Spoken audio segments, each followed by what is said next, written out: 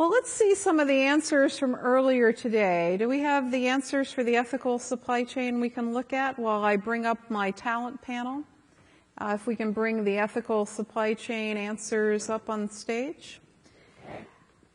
Because one of the things we've talked about that's kind of consistent with the ethical supply chain and the work on analytics is training and reskilling and really getting people's mental models. So here's the ethical supply chain, right, where we were talking about what are you really working on. And so, you know, when you look at this, right, this is all about reskilling to rethink about the supply chain, right?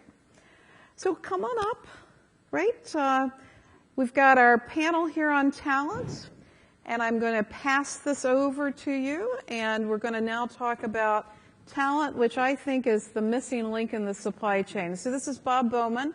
Bob works for Supply Chain Brain. We partner with Supply Chain Brain, and I'm excited to have him here, and I really appreciate your help with this.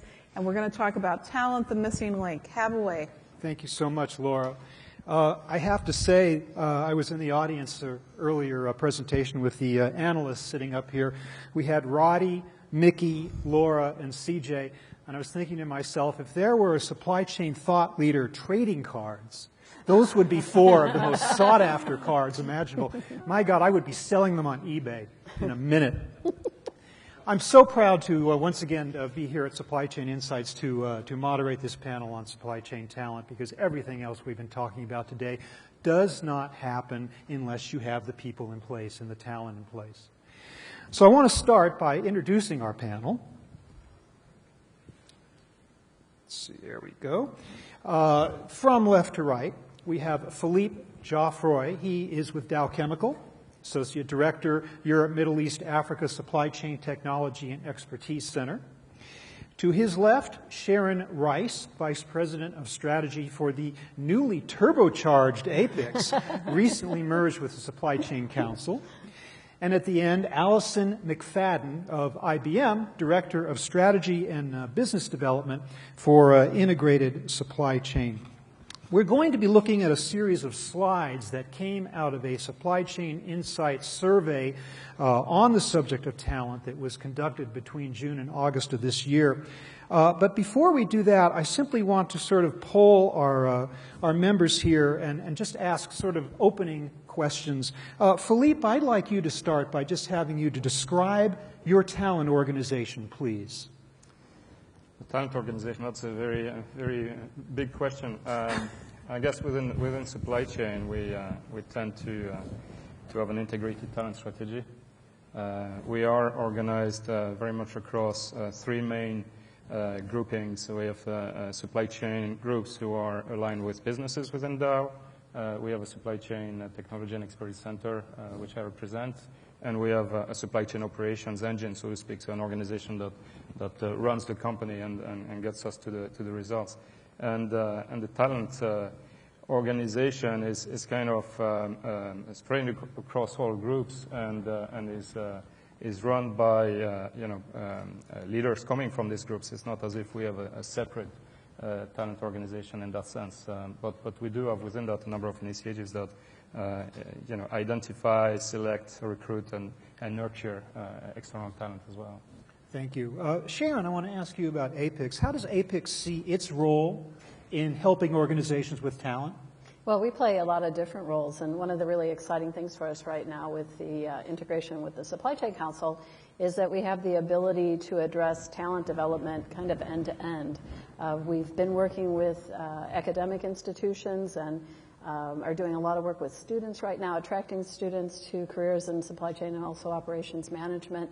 But with the Supply Chain Council, we can actually see them through, be their partners, and hopefully in their career success all the way up to the senior leadership roles within organizations. So, along the way, obviously, we're doing training and certification and development.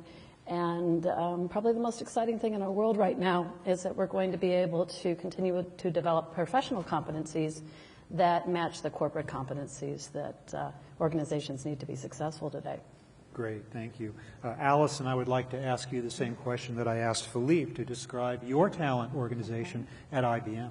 Okay. Our talent organization in the supply chain, we actually do have a dedicated talent mission. My title is Strategy and Business Development, but I'm also responsible for our talent and university relations. So within that, we have roughly 3 teams. One very small team focused on the university relations and recruiting. 2 is what I would call experiential type programs. So we do run a lot of development programs. They're also responsible for our career path planning. And then we have a 3rd group within there that does education. So they develop and deliver specific courses, purchasing, negotiations, leadership development, whatever we feel we might need to supplement the overall IBM talent suite. Thank you. We're now going to be running through a series of brief slides that sum up the results of this Supply Chain Insights Talent Survey that I referred to earlier, conducted between June and August of 2014, involving manufacturers, retailers, distributors, and 3PLs in supply chain. The first one is a self-assessment question. It's sort of, it's asking companies to say how they feel they are doing themselves in their ability to manage supply chain talent. Now, if you look at this, this is pretty disconcerting. You could conclude that companies have a serious self-esteem problem, or you could simply say that, yeah, everybody is having problems. 43% feel that they are doing worse than their peers in this area. Only 14% feel that they are doing better. Let me start with you, Allison, and ask you, does this surprise you in any way? I don't know if this surprises me. It made me reflect on how do I feel, right? How are we doing from an IBM perspective? I think it's very hard to say that you're doing better than everyone else because you continue to have, no matter how good your programs are, you always have, Home Depot or Schneider Electric or somebody coming after your people. You still have to engage with your people. You still have to show them a path. So I think it's very difficult to kind of give yourself top marks. Yeah, so, and dangerous too. You don't want to be complacent. If you're going to err, right. You might want to err on the side of negativity in this particular instance. The hounds are always at our heels, right? Yeah. So where do you rate yourself, Allison? Well, I'm going to say the same. So I'm not going to ding myself. And when I was thinking about this slide and these results, and your first question, right? I think we are fortunate that we have very high level of support from our senior executive for supply chain. We have dedicated investment and a dedicated team. So I think there are many organizations who may not have that dedicated team. So I think we have an advantage there. But again, I wouldn't say better because we still have to, like we said, stay competitive. Yeah. Now, Sharon, at APICS, you clearly have your finger on the pulse of this subject with your certification programs and your training programs. How about you? Were you at all surprised by this, or is this pretty much in line with what you already knew? This is, we do a lot of surveys of practitioners as well, and we often see this break out where, the folks that are answering the surveys will see themselves, will assume that somebody's always doing it better than they are. And, I don't know that that's necessarily really true. I think one of the things that's really important for us is to be able, for all of us to highlight companies that are really successful in this area. And sometimes I wonder if we have enough of those examples in the area of talent development, enough kind of exemplary programs that we can look to and model. So no, I'm not surprised by these results. Yeah. So Philippe, time for your honest self-assessment of your own efforts in this area. How do you feel you guys are doing vis-a-vis the result here? Well, when I look at survey results of the kind, I always think about the population who want to answer the survey, right? So if that went to supply chain professionals across the range of respondents, then you're probably looking at an employee satisfaction result here. And truly, when we look at supply chain roles, we are integrators, we are influencers, we are putting oil in the gears, we're making things happen, and we have to be invisible, and we become visible typically when things go wrong. And I think that often reflects in the personal perception of a role quality and the kind of rewards that somebody would come with. So to me, I wouldn't necessarily get hung up too much around the the survey results. But equally, it is a challenge to manage supply chain talent for a lot of reasons. At Dow, we understand those reasons. We try to address them. I think we are moderately successful, but I would probably stay on the fence, as Allison did, and say that we're the same as the rest of the industry. Boy, this is a formula for a depressed individual, if there ever was one. Whew. Okay, so moving on.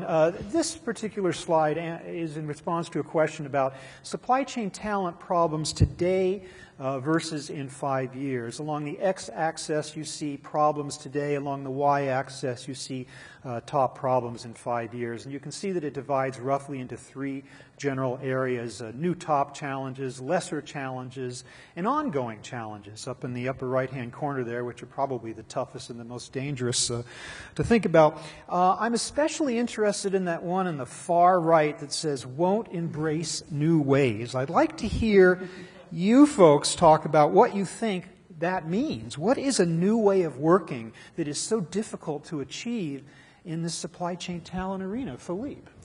Yeah, that's an interesting one. I think we heard a lot of fantastic presentations today, and one, well, two things stick in my mind. First of all, I think Dave from Campbell's Soup this morning said that we have to be careful not to let ourselves get blinded by what we think we know, right? So we have a tendency to see the world as per our perception of what it is, and then to make decisions and do things in relation to that. And then we listened to Mike McNamara from Flextronics talking about new technologies, for example, and trying to to bring our minds to what the future could look like. Ultimately, I think as leaders in the supply chain world, we need to identify the right kind of talent, people who are going to be brave, who are going to come in with innovation and or innovative ideas and creativity, and start challenging the established. Today's conference is about imagining tomorrow's supply chain, right? So in order to be able to do that, we need people who can and have the courage to break those kind of perceptions. Sharon, what speaks to you about this particular chart? Well, you know what? I think in the APICS world, we've had to be very conscientious about not contributing to professionals not embracing new ways. So APICS is known, and we've been known traditionally as a standards organization. And what that essentially means is that we do these research projects, these job task analysis, where we look across the population of people who are performing specific supply chain and operations management functions, and we say, okay, what are you doing? How often are you doing this? How are you doing this? And that research ends up informing the CPIM and CSC body of knowledge. One of the things I've noticed with our professionals then, they study hard, they get their certification, and then they believe that every answer is found in CPIM or CSCP to every challenge. And, we throw, the certification committees kind of put a new module in, I think early in the last decade, strategic management of resources. And that is the most challenging module for most of our CPIMs to pass, because it has them thinking outside the box of the rest of the kind of CPIM body of knowledge. So, I do think that this is something that certifying organizations, not only APICS, but, ISM and other organizations have to really pay attention to. We believe in standards. We embrace standards. It's what gives you, kind of an assurance as a corporation that you have a talented workforce. But be sure that we're also testing that they can kind of problem solve and think out of the box at the same time. What a great point, the idea that you're not letting your certification program have these people be complacent about, well, I've got this piece of paper, I've got this thing I can frame and put on my wall. Now can you please pay me more because I have this and I'm done, which is the danger of any educational program. Once you get your degree, you're off and running, you don't feel like you have anything more to learn. So excellent answer there. Allison, IBM, to my mind, has never been a company that embraced old ways. You folks have been willing to reinvent yourself time and again in order to survive and continue to be a major force out there. Does the same hold true in your talent area, do you believe? Do you feel that you are embracing new ways, or do you think that that's a challenge for you at IBM as well? It is also a challenge at IBM. It is our mantra to constantly reinvent ourselves, but I will tell you, every time we do it, it is a battle, right? It's not easy. It's not just like it happens automatically. So when you asked this question, I immediately came up with, there's 3 things, right? And many stories. But one of the things that we're focused on now, as far as shifting culture, and I think Philippe mentioned this about, supply chain is best if it's invisible, or, you don't want to stick out. So embracing this risk-taking sort of culture is something that we are very focused on, particularly to increase the speed at which we operate. So in the past, we might have designed an entire project and come up with a 6, 12, 2-year rollout plan. Now we're encouraging more of this start small, think big, fail fast, right? Take a little risk. It might not be perfect when it comes out of the chute, but we have to make some progress. Because what happens if you wait for 12 months and you design something, you roll it out, and then it doesn't work? You've lost that time. So that's one of the things that we are trying to work through, right, and trying to get people to embrace. The other is with some of the supply chain visibility technology. It's kind of a boon, right? It's very exciting and enables collaboration, but it also requires a change in culture for us. We've had people ask us to pre-review the information that's going to come up in a live version, and we're looking at live data. And you can't pre-review live data. You can't go through 10, sets of management reviews. The data is the data. So we're trying to move to a very transparent, single source of data culture, and that has some cultural challenges that go along with it. So those are two examples. Everybody talks about, everyone knows what product life cycle management is. I wonder if we shouldn't be thinking about idea life cycle management, knowing that I think ILM has already taken it as an acronym, so forget that. Turnover, 3 areas here to talk about in terms of companies' ability or inability to fill supply chain positions. The first column is the percent of turnover. The second column is the percent of management positions remaining unfilled over a certain amount of time. And the last is supply chain positions that remain open. And boy, look at that one, more than 1 month, 62, or is that 63%? That's pretty disturbing. I guess I would just throw this out to whoever wants to comment. Does anyone have a reaction to this particular thing? And is this that serious a problem in your organization? Anybody? How about you down there, Allison? Me? Yeah. This is one of the charts that I struggled with a little bit, because we haven't tended, I think, to have many unfilled positions. And when I thought about this chart, I was really thinking about, we do tend to shift our talent to where our business is headed, right? So we will tend to shift them. For us, it's, supporting software services. That's kind of where IBM is headed. So we may have a mix issue, but we haven't tended to have, a lot of unfilled position challenges. Yeah. How about you, Philippe? You got some empty cubicles in your company there? I would echo what Allison has just said. I think looking at these numbers, I'm surprised at the magnitude. If I relate to the Dow experience, we're nowhere near 15% turnover. Let me put it this way: it's always difficult to find the right person. In any case, and to fill an open supply chain position. We heard again earlier, that the perfect supply chain professional is somebody who's going to have strong analytical skills, but as well as that business acumen, and as well as that be a good influencer to work across boundaries and functional silos and so on. And that whole package is pretty difficult to find, right? Yeah. So my reaction here would be that sometimes we need to think out of the box as well when it comes to identifying the right kind of people, and those people may not necessarily tick all the boxes of the profile you're looking for straight away. But again, from a Dow perspective, I'm not sure that the issue is as pronounced as is suggested here. Well, I'll tell you, speaking as a father of 3 20-somethings, and that generation's tendency is to stay in jobs for shorter periods of time and move around a lot more, I can only think that this problem's going to get worse. Yeah.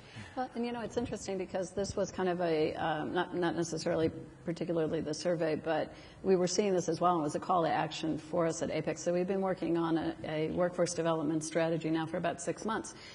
from our perspective, we have 120,000 certified individuals that are part of our database. We know that there's a lot of supply chain talent out there. We know that there's the right supply chain talent out there to fill these positions. A lot of times the problem is identifying, those folks and accessing those folks. So this is a problem, that we're going to work on as well. But I think that I do believe that the talent is out there, making sure that the talent knows that the positions are out there and the corporations are able to connect with that talent is really a challenge for an organization like APICS that represents professionals. Great. Let's move on to the greatest issue. And I think this is one of the key, if not the key, slides in the slides that Laura has provided me for this presentation. Look at that in the middle. The greatest talent shortage is middle management level. Now, I am as guilty as just about anyone else of focusing on that left-hand side. We talk about new grads. We talk about school programs. We talk about are these people prepared to come into the industry for the first time? Well, yeah, okay, it's a problem, but look at that in the middle. Middle management more so. This has to be addressed. Philippe, do you see this yourself? Is this a problem? Yeah, I probably would be more closely aligned in my perception with this particular chart than the one before. I think where it comes to the entry level, by definition, you have the possibility to go after different kinds of graduates and students and then bring them on and train them to become the type of professionals you need. But to me, what this chart is suggesting is maybe where it comes to middle management, so people who are, say, 15, 20 years into their careers, maybe, and that's only an hypothesis, maybe as companies we haven't been diligent enough at developing those types of profiles that meet today's needs. The whole body of knowledge of supply chain management is only about 30 years old. I think we saw that earlier in the trivia, in fact. And that's a pretty short period of time to actually become extremely structured and deterministic almost in the way we produce this type of people at that time in their career. So yeah. That's possibly one of the causes. I wonder also during the recession, this was the area that companies were doing, as I hear, most of their cutting. They were cutting out middle management, people in middle-aged or move along in their careers, and I'm wondering if this is not middle management's revenge on the corporate structure somehow now that things are turning around. Sharon, what's your reaction to this at APICS? Your certification and training, a lot of it's got to focus on that too. So what do you think? It does, and one of the things we hear from our professionals, which I think is also a challenge for the corporation, is that a lot of times as professionals are advancing in their careers from entry level into middle management and certainly beyond middle management into executive level, or at least aspiring to do that, the lack of meaningful career progression within the corporation. So there's a connection here between turnover and professionals who aren't able to get experiences on the job that will also help to advance their career. And, the chicken and the egg here is that the corporation is looking for people that can bring more to the table, but not always providing the best opportunities for them to grow and to learn and to demonstrate their capability. So we'll keep obviously educating and training and certifying middle management, but the partnership here with the corporation is also to take up the challenge of developing meaningful career pathing within the organization as well. Yeah, moving from that middle block to that right-hand block may not be quite so easy because they're trained in different ways. Allison, how about you? How about middle management in your experience at IBM? Yeah, so when I think of this, I think that our problems here, I agree with the chart, by the way, we find this to be true, maybe have come from a historical lack of developing people outside of their functional area, okay? So we have, we've shifted that in the last 3 to 4 years. We've started a very strong focus on rotating people across different elements of the supply chain. But, that takes time to get people through roles. Historically, we were moving people up through the procurement ranks or up through the engineering ranks. And, when you get to the middle management level, you want someone that has a pretty wide purview, right, and can respond to different challenges, can work across the matrix, knows something, about the commercial side of the business, too, in some cases, right? And I think that historically we hadn't done a good job at that, and we've now shifted our focus to make sure this doesn't happen in the future. Great. Okay. Moving on. Easiest supply chain positions to fill. At the top, The easiest are customer service and transportation. Well, okay, that kind of makes sense to me. I look at that bottom area, the hardest to fill. I look at things like Director of Supply Chain Planning and Demand Planner, and I have a feeling there are a lot of people going around saying, you know, I would like to live past the age of 40, so I don't think I'll take those jobs. But that could just be my take on it. I'd like to hear my panel's opinion, especially on maybe give me a sense, first of all, is this consistent with your experience? And tell me 3 things, if you can come up with 3, 1 if you can't, but anyway, 3 things you're doing to fix this problem. Allison. Oh, I knew you were going to start with me. God, I'm going to have to remember your question. So when I look at the hardest, I'm going to, for IT manager for supply chain projects, I have to kind of write that out. I do work at IBM. We have a very deep bench on the IT side that we tend to pull from. Okay. Sure. Yeah. So let me say that. Our supply and demand planning function also has been relatively stable over time. And one of the, and I think it's a function of this move to software and services that I mentioned before from an IBM perspective. Our hardware group is sort of solidified, right? And our biggest challenge in that space is getting folks that are thinking differently and embracing analytics, for instance. They want to go on, you know, kind of gut feel. So in that area, we are finding it difficult to find folks to embrace new technologies.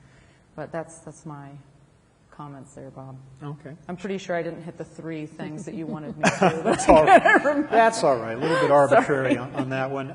Sharon, when you look at that and you look at the people coming through APICS in terms of their abilities and their certifications and the like, what's your answer to this particular dilemma? Well, I'll focus first on the manager of S&OP. You know, this is, S&OP for professionals is hot, hot, hot. A lot of our professionals are really interested in gaining more experience on the S&OP side, probably because they're participating in it, not necessarily because they are aspiring to be managers. But we do have a certificate program right now in S&OP, so we're trying to work to develop this competency out. But I think that everybody recognizes that, you know, kind of corporations are all over the board and how they're implementing S&OP and the levels of S&OP maturity within corporations. So this is an ongoing challenge for us. The other thing we're doing on the IT manager side is kind of interesting to me because we did roll out a program a couple of years ago that is really underperforming as an education program for us, but it was directed specifically at trying to help raise the supply chain IQ of non-traditional supply chain positions like IT finance, even human resources for recruiters and whatnot. And what this chart suggests to me is that we need to, you know, probably push that out there some more because there are these non-traditional positions that are becoming more and more integral to supply chain success. Philippe, the answer to this problem rests with you and you alone, so give us the solution.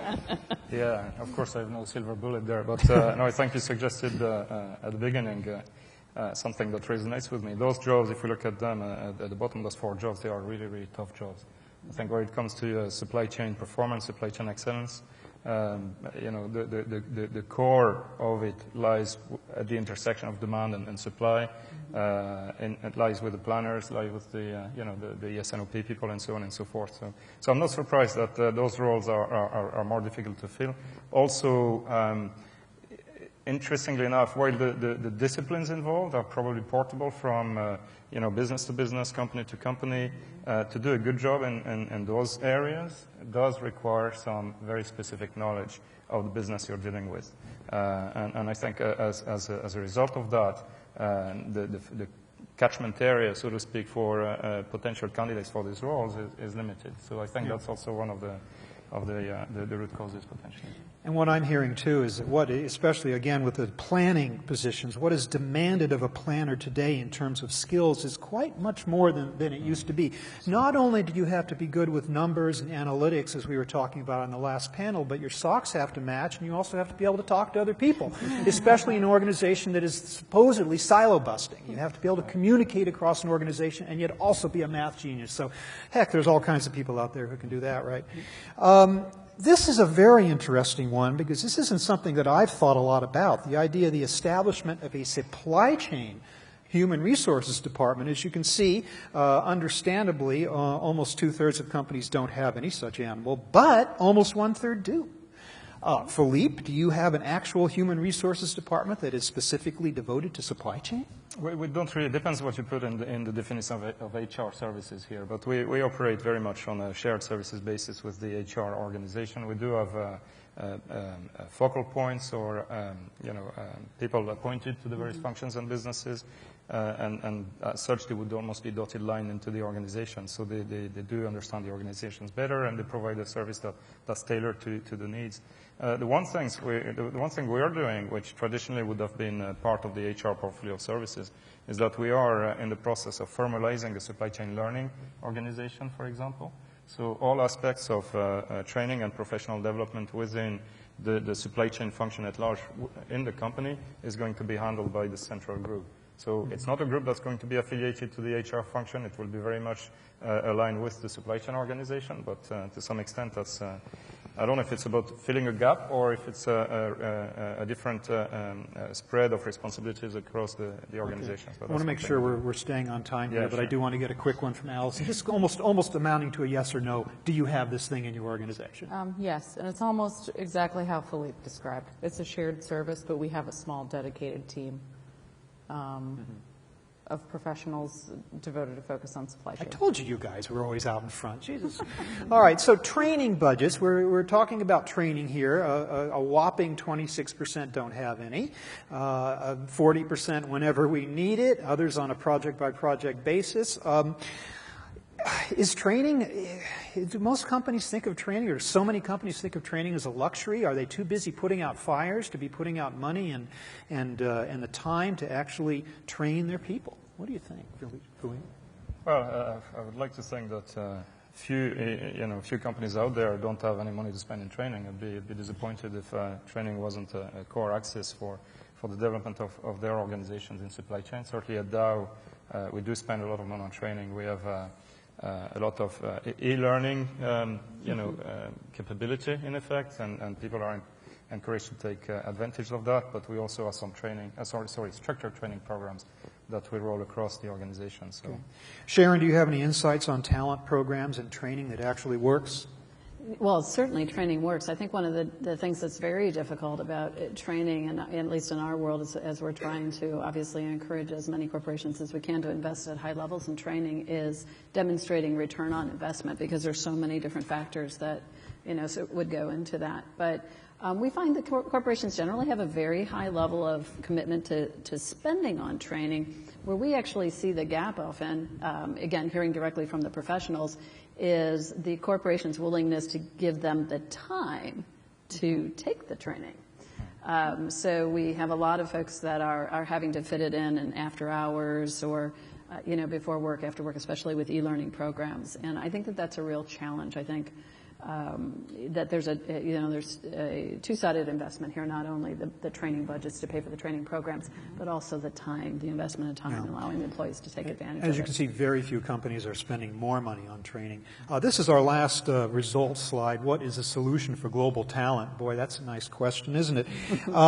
This actually has to do with emerging economies, however, which is a fascinating idea because supply chains are global after all. I'd be curious to know, Allison, how your organization at IBM builds talent in emerging economies. What works for you? We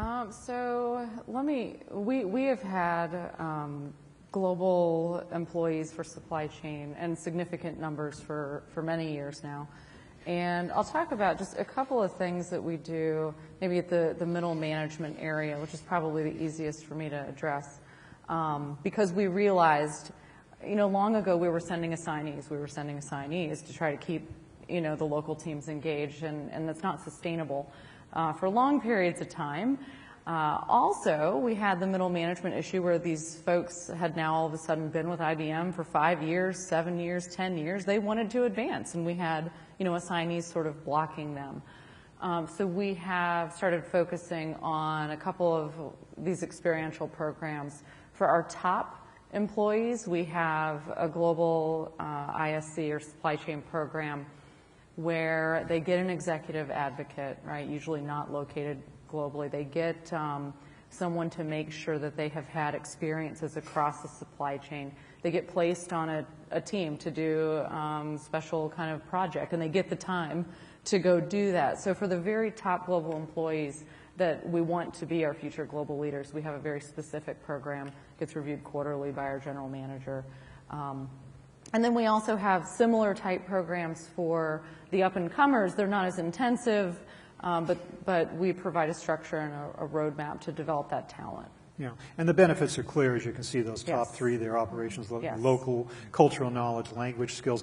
Philippe, you are, of course, by definition, a global organization. You must see the benefits of this. I take it that you are vigorously out there hiring local talent, and it's a benefit to you. Yes, we're very active in this. In fact, we do have hiring targets that ensure that we go to the emerging countries we want to build up capability in and try to select the best talent from those countries. Yeah. The best example today is that in the reasonably small population of rotational graduates that we have in Europe at this point in time, we have a good third of them who have come from Western Africa, Middle East, or the Indian Peninsula, for example. So we are, identifying these people, and it's difficult. We said earlier, it's quite tricky to go out there and get the right CVs into the pipeline, but we make a determined effort to go and find them and bring them on board. Yeah, okay. I really like to know who that 6% is that don't hire locally. They sure know how to make friends overseas, don't they? This concludes the slides that are the results of the survey by Supply Chain Insights. I'd like to take a few minutes to invite the audience to ask questions of our distinguished panel. Is there anyone out there who has a question on the subject of supply chain talent that they would like? Just behind the podium. Okay. It's Roddy Martin. Of course. All the elements of change management are covered here, but there's nothing specific about how's change management in the supply chain organization handled. I've seen organizations who have a team of change managers in place to transform the organization. Any comments from the panel? Anyone? Who's going to take that? I can address that, and I have a very recent example. With the visibility discussion that I mentioned earlier, the concern I mentioned earlier about changing the culture, we have actually staffed organizational change management specialists to work on that cultural element. Now, I would say we do this on a project-by-project basis versus having a full-time OCM kind of staff. But we've definitely recognized, not only is it an important skill for, to help us change the culture, but it's also an important skill for our teams to develop. So we are focused on, providing courses or pulling from the overall IBM suite of learning. To do supply chain transformation, you need to, have change management skills. So we do have a focus. Great question. Anyone else? A very, very quick answer to that, too? Or anybody? Very quick answer. Unsurprisingly, we're doing the same for major change programs, and we've just completed a massive ERP upgrade across the globe, a program that lasted over 4 years. We do have dedicated change management experts, right? And these people typically come from the organizations and get assigned to these roles for the duration of the change program. Great, great. Other questions in the audience for our esteemed speakers? Here we are right here in the fourth row. What do you think are the biggest changes that supply chain is going to have to make to retain and develop millennials with their different way of approaching the workplace and their expectations? What do you think, Sharon? You want to take? Well, we just finished a millennials study, and it was really, really interesting because one of the things that we found out, so it was a two-pronged study where we did both primary and secondary research. So we did all the secondary research that helped us characterize the millennial generation across professions. I mean, just, broad-based. And it was really interesting. And then we surveyed our millennials. And our millennials in the APICS world share some very similar characteristics to our professionals of all ages. And so we looked at that and we said, well, what is that? What is that dynamic? Is it the influence of other generations on the millennials in the workplace? Is it a sensibility they bring in? There's no question that millennials want to consume information in some different ways.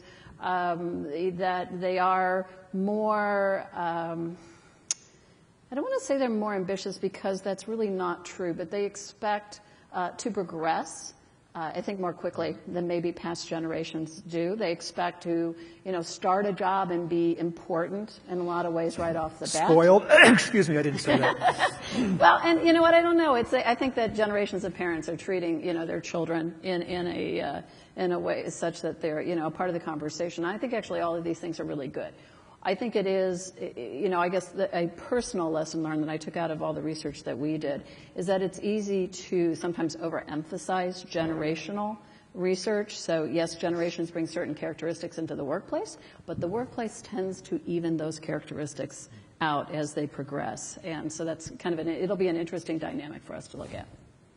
Okay, well, we are at our stop point. I just want to make one comment. I was inspired to think of the classic comic strip Calvin and Hobbes. I hope all of you know who that is. It's about a boy and his imaginary tiger, and I'm thinking about that because a staff member of Supply Chain Insights is in the room with a stuffed Hobbes doll, or a stuffed animal Hobbes. And the reason I think about that is because my favorite panel from Calvin and Hobbes depicts Calvin and Hobbes in a red wagon careening down a steep hillside just 2 feet away from the edge of an extremely steep cliff. And Calvin says to Hobbes, he says, "It's true, Hobbes, ignorance is bliss." I want to thank Laura for disagreeing with that concept, and all of my great panelists here. Could you please give them a show of appreciation for their being here? Thank you very much. I really appreciate it. Thank you, Laura.